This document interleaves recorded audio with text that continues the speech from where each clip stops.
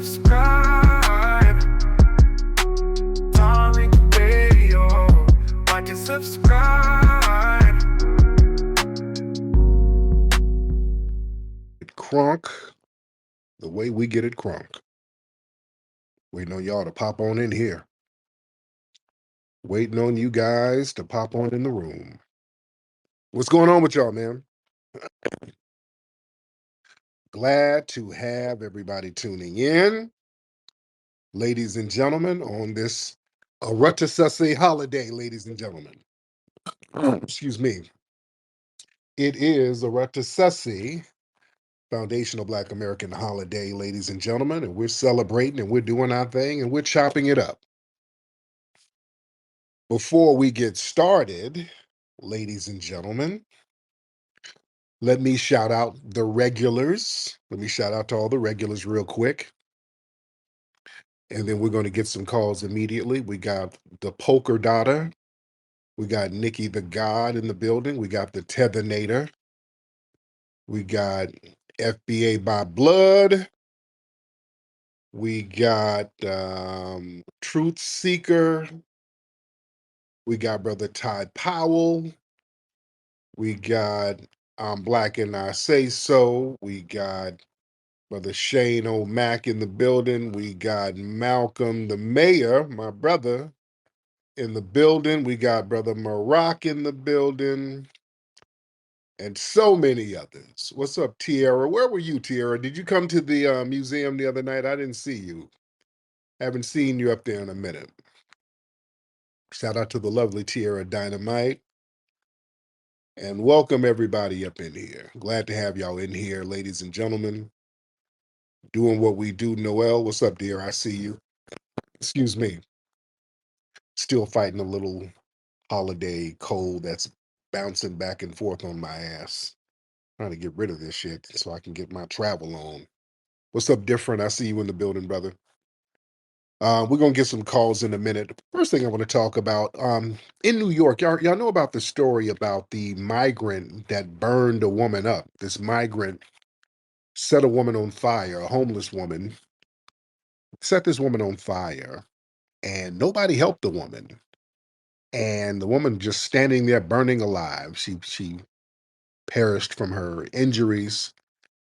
And a lot of the people are politicizing it, trying to say, well, it's the Daniel Penny effect. The effect is that nobody wanted to intervene to save the woman because they didn't want to get hemmed up like Penny. I think that's cap. My thing, and I've been asking this question, was that a black woman?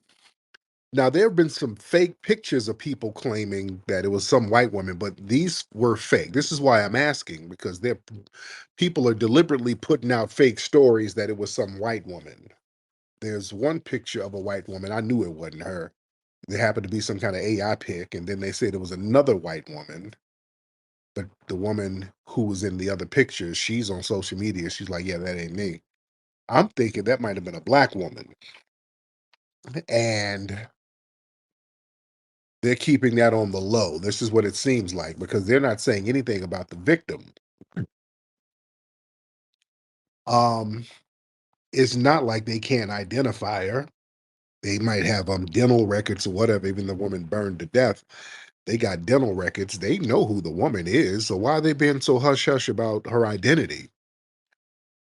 That's real strange. That's leading me to believe that this might be a black woman that this dude targeted, and that's probably why nobody did anything. Why they sat up and let her burn like that. That's my conjecture. I don't know, because they're not saying anything. So I'm just going to speculate a little bit. But if we want to talk about what the Daniel Penny effect is, the Daniel Penny effect is you got people who now think, okay, if I see somebody on a train I don't like, I can kill them. That's the Daniel Penny effect. That's the negative consequences of the Daniel Penny effect. Hell, I might as well just go out here and get to killing. I can just off random strangers if something about them I just don't like. You see? That's the messaging that they're sending. But I want people, especially the New York family, to watch this case real close and see if they announce who the victim is, because they're being so hush hush about that victim, and I find that very strange. All right, let's get because my thing is, if it was a white woman, boy, they would have ran with that. This he's a Guatemalans whatever migrant, the person who did it. So they would have ran with that story if they verified that it was a white woman. They would have really ran with that. But the fact that they're keeping it so hush hush, I got some questions about it. We're gonna invite some people up. We're gonna get steady. We're gonna get A Grace, Fifth Dimension. All right. Seventh Ward. All right. Let's get A Grace first.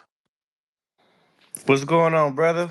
What's up, brother? How are you, Grace? Oh man, I'm just sitting back and looking at what's going on in the media today and trying to figure out what's your point of view, brother. How do you handle all the backlash and all that stuff? Yeah, man. Look, man. All we gotta do is stand on truth. That's it. We just stand on truth. Yeah, when people get to lying and telling falsehoods, well, that's a desperation plea on their behalf. They're desperate. So we stand on truth and we stand on truth business, and we're going to keep standing on that. So that's what it is on our end. Let's get Fifth Dimension.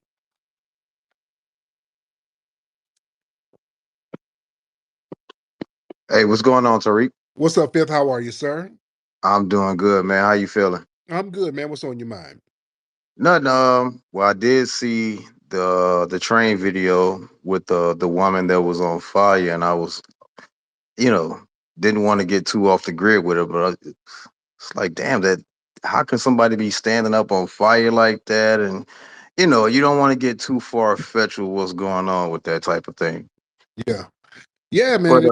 Yeah, it's a real strange looking thing. She's just standing up there burning, and ain't nobody doing nothing. It just looks the cops are just walking back and forth.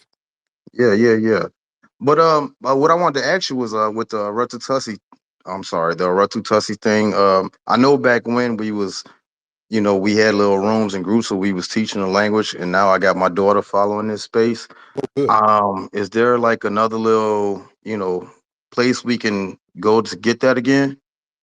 Yeah, we still have a Facebook group, um, on what's the Facebook group? Nikki, what's our Facebook group? Because we have a couple of them. We have Melanoid 300, and what's the other Facebook group, Nikki?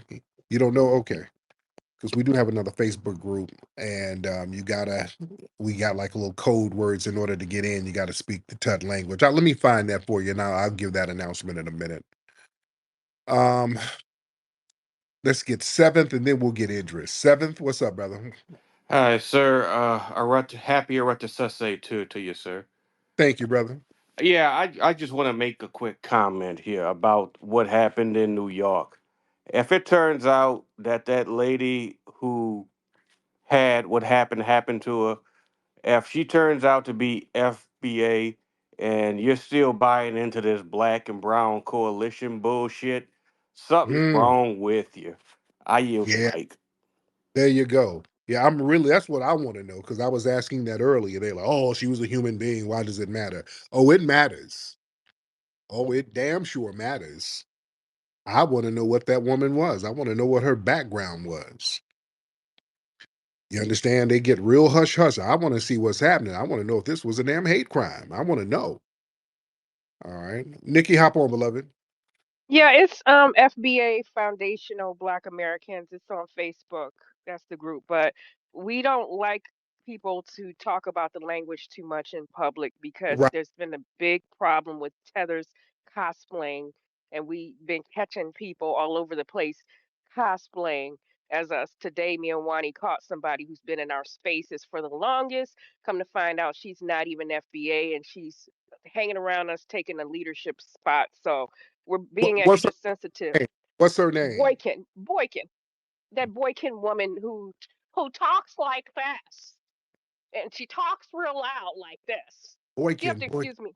Boykin, yeah. She calls into TBA's broadcast a lot. A lot of people just assume she's foundational Black American. She kept starting fights with me and Wani, so I confronted her in Average's space today about it, and we got to really talking to her and questioning her about some rumors that we heard about her lineage. And she starts saying, well, why does it matter? Why does it matter? Come to find out, Wani kept questioning her, and she admitted that her father was Tanzanian, and somebody contacted Wani later and told her that the woman is half white on her mom's side. Here's the deal: Mm. Wani is registered with the Smithsonian. She's verified. Her lineage is she's like one of the few people with the Smithsonian. This woman, when I brought up that Wani was registered with the Smithsonian, she says, well, I am too, and my family is from this city and that city, but she didn't say that they were descendants of American slaves from that city. So Mm. we're just being extra careful about what we say publicly at this point. Have a good day, Tariq. Thank you, love it. Yeah, it's getting real, man. There's a lot of cosplaying out here, family. There's a lot of cosplaying out here. A lot of people are faking the funk. The tethering is real. Idris, what's up, man? Hi, Tariq. So I just want to clear some stuff out that you guys been talking about it for a little while. Okay. So you said African American FBA. So they've been there before Christopher Columbus came to the North America. So So I just want to clear that. So when Christopher Columbus came to United States to North America in, I think in 1492. Mhm. There were no black people in North America. So only Taino people, those indigenous people. And also Oh, I just want to say this. Ah. I'm not done yet. So I just want to say this. Oh, no. So the first, No. okay. Wait, if you say something that's false, we have to delve into it. Okay, let me finish. Let me finish and then you can. Lie at a time. I mean, we gotta if you lie, because you just lied, we gotta Okay, let me finish. Let me finish. So the first slow down. the first free black person came to North America. Man, if you don't slow your ass down, Idris, slow down. You're not going to just come in here and get to talking, saying something false, and then just start talking fast. That's conning. That's con artist stuff. We're not in a rush. You can take your time. You're not in a rush. We got time. I just got started. We got time. You're not going to rush everything. We're going to take every lie and break them down. Do you understand that, Idris? Idris, we're going to do it slow. Unmute your microphone, Idris, and don't ever talk over me, sir. You're going to come in and show some damn respect. Idris? Okay, all right. All right. So, now, Idris, again, jog our memory. Where's your family from again? but like last time I told you, from Sudan. Sudan. Okay. Yeah. So the first free black African that came to North America, that was in 1508. He came from West Africa, from Congo. He was born in Congo. Are you talking about Ebonico? No, I'm talking about Juan Garrido. Right. He's the first free black person to come to North America. But there were already there were already black aboriginals here. Do you understand that? Okay, well, okay, let me finish. But no, you're going to have to either debunk what I just said or acknowledge the fact there were black aboriginals on this North American land, and Central and South America too. There were black aboriginals, people with black skin, big noses, big lips, and afros. Right? Like I said, there were no black people before Okay. Before 1508. So the first black person came to North America was Juan Garrido. He was born in Africa. Juan Garrido. Juan Garrido went down to Mexico. He was the first person to cultivate wheat down there, and he got He got a land grant from the Spanish crown. I know about Juan Guerrillo. I know about Mateo da Costa up in Canada. He was a foundation. Well, he was a black man. He went up there and he knew some of the Algonquin languages. He was a translator. Why did so many of us know how to translate these languages? When Estevanico came here with the Spanish, early 1500s, he was a translator. Why in the hell did all these black people know how to translate these languages? That means that somebody had some prior contact. Also, let's just go into the archaeology of it. Down in South America, they dug up the oldest artifacts of a human being on this land, like 13,000 years, and they did a reconstruction of it. It was a black woman, Lucia woman, right? Well, let's say if Well, you're talking about those Aboriginal people in Australia, those Papua New Guinea and all that people, those yeah, people, they, hey, they're gonna do the yeah, they were black. Okay, family, this is a learning lesson. This is what a lot of these people do. When you prove that there were black people on here on the land, white supremacists do this too. They'll go the Australian route. They'll say, well, yeah, they were black, but they were not African. They were more like the Polynesian black. All right, either or, whatever you want to call it. But they were, if they were alive today, they would be classified as black. However, whatever route you want to say they took, that's fine. They would still be classified as black today. All right. those people migrated 45,000 years ago, 500 BC, during the human migration from Africa. Those people, they migrated long time ago. So Australia has been, it's been discovered in 1606 by the Dutch people. So they were there way before, like 500,000 years, 45,000 years ago. You're just saying different numbers. You're just saying stuff. But I mean, No, that what 45,000 years ago. saying numbers? What does that have to do with the black Aboriginal people who were here? Like I said, it's like the first free black person came to North America was Juan Garrido, No, 1508. we're So talking the, about the black Aboriginals who were already here. I'm not negating that there were some foreign black people who came over too. Yeah, Stebanico, Juan Garrido, Mateo da Costa. Yeah, there were some foreign black people who came with some of the Europeans even before there were black Islam Moors who were traveling back and forth here trading as well. This is why some of the natives have Arabic symbols in some of their ideologies, and some of the languages have Arabic in it. And when some of the Spanish explorers went down into, I think, Panama, they saw mosques all over the damn place.